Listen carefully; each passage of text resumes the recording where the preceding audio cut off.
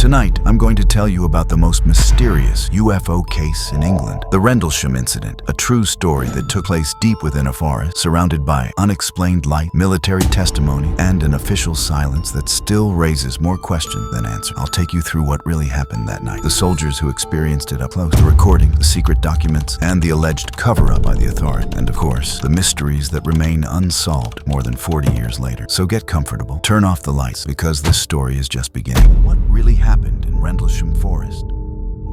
It was the cold winter of December 1980. Deep within the woods of Suffolk, England, something extraordinary occurred. An event that would challenge everything we thought we knew about UFOs, government secrecy, and the limits of human understanding. This was not a vague light in the sky. This was a multi-day encounter. Physical evidence was found. Audio recordings exist, and those who were there never forgot. December 26th, 1980. The first encounter. Shortly after midnight on December 26th, two U.S. Air Force security officers at RAF Woodbridge noticed strange lights descending into the nearby Rendlesham Forest. Thinking it might be a downed aircraft, they radioed for backup. Staff Sergeant Jim Peniston and Airman John Burroughs were among those who responded. As the men entered the woods, they reported that the animals nearby, rabbits, birds, and even deer, were behaving erratically. Then they saw it, a glowing, metallic, triangular-shaped craft silently resting on three legs. It emitted a bluish-white light and seemed to hum. Jim Peniston approached the object. He later claimed that he touched it. It felt warm. He described symbols etched into the surface, resembling ancient hieroglyphs. He wrote them down in a notebook. Years later, those symbols would become the center of wild theories, including claims of messages from beyond Earth. Around 3 a.m., a security patrol near the east gate of RAF Woodbridge observed lights descending into Rendlesham Forest. Believing it could be a downed aircraft, they entered the forest to investigate. According to a memorandum by Lieutenant Colonel Charles Halt, they encountered a bright object with a metallic appearance and colored lights. As they attempted to approach it, the object appeared to move through the trees, and animals in a nearby farm became visibly agitated. Sergeant Jim Peniston later claimed to have found a craft of unknown origin in the forest. However, this claim was not made public at the time, and there is no corroboration from other witnesses. December 27th, the lights return. The following night, even more military personnel witnessed strange lights. This time, Deputy Base Commander Charles Halt led a group into the forest with radios, tape recorders, and radiation detectors. They observed floating orbs, red, blue, and white, moving through the trees. One orb split in two and then rejoined. Another sent a beam of light directly onto the base's nuclear weapons bunker. Halt recorded the entire event on audio tape. His voice is calm, but you can hear tension building.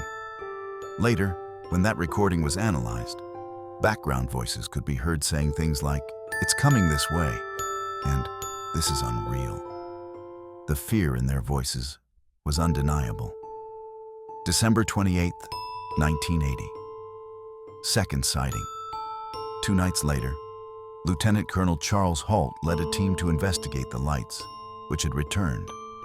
During their investigation, they observed several unidentified lights, the most prominent of which was a bright flashing light in the direction of Orford Ness, as reported by local forester Vince Thurkettle. Later that night, they also witnessed star-like glowing objects hovering in the sky for several hours. Halt recorded the event in real time using an audio recorder. This recording, known as the Halt tape, documents the team's use of radiation meters, their observations of the flashing light among the trees, and the movement of the glowing objects above them. Physical evidence and official silence. The next morning, The landing site was examined. Burn marks on the ground, broken branches, and unusual radiation readings. Despite this, the Ministry of Defense downplayed the event, claiming the lights were due to a nearby lighthouse. But the witnesses did not remain silent. Over the years, several of them came forward. Charles Halt eventually declared publicly that the event was covered up and that what they saw was not of this world. A key piece of evidence is the Halt Memo, a memorandum written by Lieutenant Colonel Charles I. Halt to the UK Ministry of Defence, dated January 13, 1981, entitled Unexplained Lights. The document describes the events that occurred in the forest. Additionally, a copy of the audio recording known as the Halt Tape was released in 1984, providing real-time documentation of Halt's investigation. Witness testimonies Jim Peniston claimed he touched the craft and observed strange symbols engraved on its surface, resembling hieroglyphs. He later stated that he received a binary code mentally transmitted during the encounter.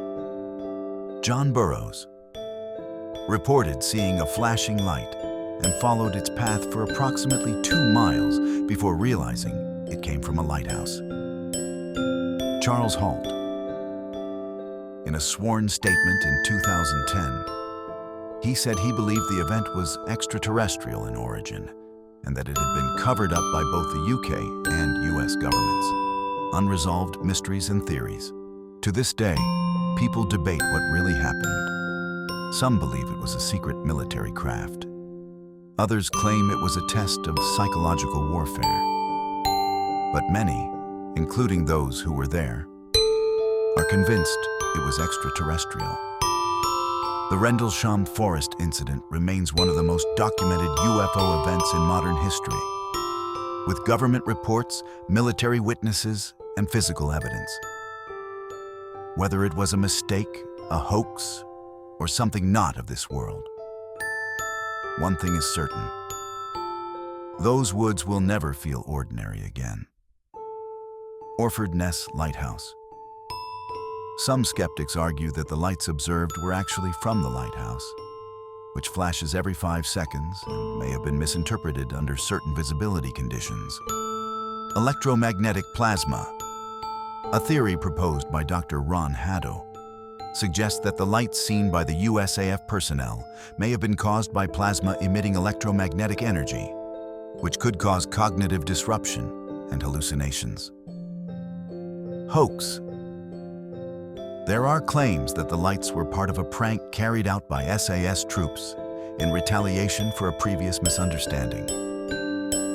However, there is no concrete evidence supporting this theory. Official investigations and alleged cover-up. The UK Ministry of Defence declared that the incident posed no threat to national security and therefore was never investigated as a security matter. The lack of a thorough investigation in the publicly released documents supports this position and suggests that the ministry never took the case seriously.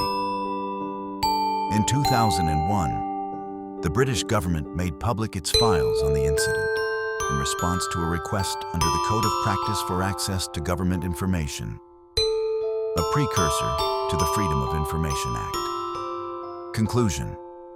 The Rendlesham Forest incident remains one of the most documented and debated UFO encounters in history. Despite numerous theories and explanations, there is no definitive conclusion about what truly happened in December 1980. The combination of credible eyewitness accounts, physical evidence, and the lack of a convincing official explanation has kept public interest in this case alive for over 4 decades.